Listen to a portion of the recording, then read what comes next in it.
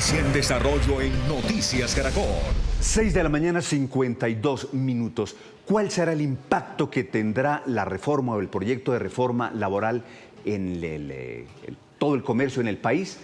Pues para mí es un placer saludar a esta hora a una de las más importantes líderes de este gremio, y es María Alejandra Osorio. Ella es la directora de ACOPI, Bogotá, y vicepresidente nacional. Primero, Alejandra, ¿cuántos empleos genera el gremio? Bueno, muy buenos días para ti y para toda la audiencia. La micro, pequeña y mediana empresa, que representa el 99% del tejido empresarial, representa y genera aproximadamente el 80% del empleo total, y cuando nos vamos a los niveles de formalidad estamos hablando por lo menos de un 50-55% en la generación de empleo. Luego, por supuesto que esta es una reforma que golpea de manera muy fuerte a la micro, pequeña y mediana empresa. Pero, Alejandra, eso en número de empleos, ¿cuánto sería? ¿Unos 5 millones de empleos aproximadamente? Cuando hablamos de empleo formal, estamos hablando de alrededor de 5.5 millones de empleos. ¿Cómo impactaría esa reforma laboral que acaba de pasar su primer debate en el Congreso? Bueno, las implicaciones tenemos que no sacarlas del contexto. El contexto económico que atravesamos hoy de desaceleración de la economía debería marcar una pauta para tener esta conversación, porque no es una situación coyuntural, sino que lo que vemos en el país es que tenemos una baja generación de riqueza, y por tanto es deseable absolutamente que haya un mayor nivel de ingresos para los trabajadores, porque eso contribuye a reactivar la demanda. Pero sin duda alguna lo que se deben corregir son una serie de ineficiencias que están generando que la empresa colombiana sea poco productiva y que tenga muchas dificultades para prosperar en Colombia.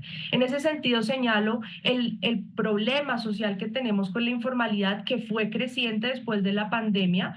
Tenemos también otro fenómeno que es la desformalización, y por supuesto los impactos que tiene esta reforma que fue aprobada en primer debate y en la que esperamos ser escuchados para los siguientes debates y poder lograr mayores consensos. Es que esta es una norma que le queda muy grande hoy a lo que tienen las posibilidades las micro, pequeñas y medianas empresas de adoptar esta normativa y de llevarla a un buen puerto, y lo que se va a generar es un mayor nivel de desformalización.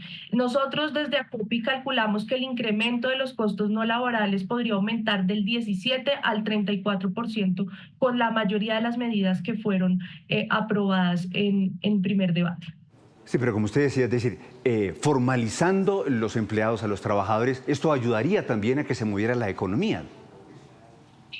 De acuerdo, lo que sucede es, si usted presiona demasiado el sistema o el mercado laboral para obligar la obligatoriedad, la inflexibilidad en las formas de contratación, eso hace que las empresas, hoy en las condiciones de fluctuancia frente al mercado, a las circunstancias, al aumento o disminución de una demanda específica, pues tengan que tomar unas decisiones de restringir sus plantas de personal. Ahí tenemos una preocupación principal.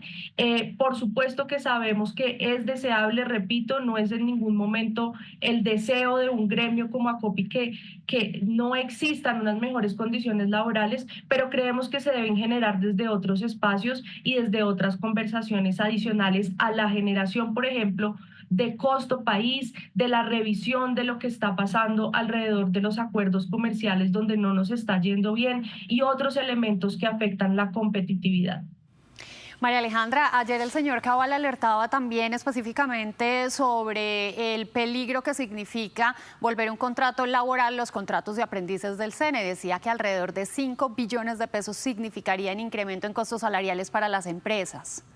¿Cuál sería la alternativa para brindarle a estos jóvenes un primer empleo donde tengan un salario mejor? Lo primero que hay que recordar es que los contratos de aprendizaje son una forma de complementar la formación para el trabajo que reciben las personas que estudian en el SENA y con lo que nosotros estamos absolutamente de acuerdo.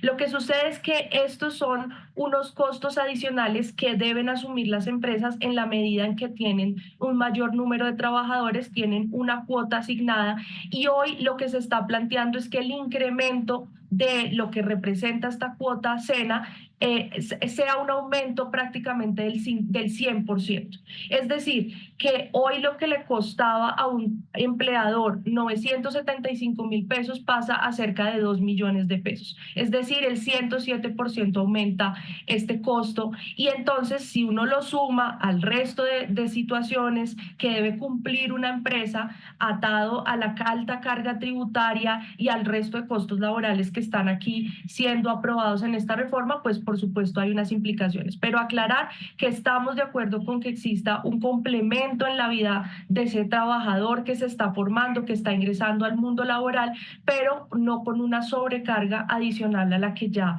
hoy existe, que están cumpliendo los empresarios formales.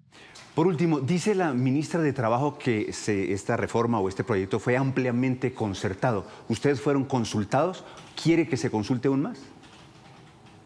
Sí, nosotros consideramos que quizás hubo algunos espacios desde la Comisión de Concertación de Políticas Salariales, hubo conversaciones en el Congreso con algunos parlamentarios. Sin embargo, en el marco ya de esta legislatura, nosotros sí consideramos que el debate se redujo muchísimo. Nosotros solicitamos, al igual que muchos otros gremios, que se abrieran espacios para poder explicar todos estos puntos de vista y para poder profundizar en diferentes propuestas de modificación que existen alrededor del articulado. Entonces, el llamado para los congresistas es a que hagamos un equilibrio entre la generación de empresas, que además se ha dicho de paso, está cayendo la creación de empresas en el país y está por el contrario aumentando el cierre de empresas en proceso de liquidación y que eso se haga compatible con la generación de empleo para que así podamos realmente construir una sociedad con oportunidades laborales para todos, pero en el marco de aumentar la producción y la generación de riqueza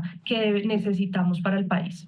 Construir una sociedad con oportunidades laborales. Muchas gracias por estar aquí en Noticias Caracol. Es Alejandra Osorio, es vicepresidenta de ACOPI.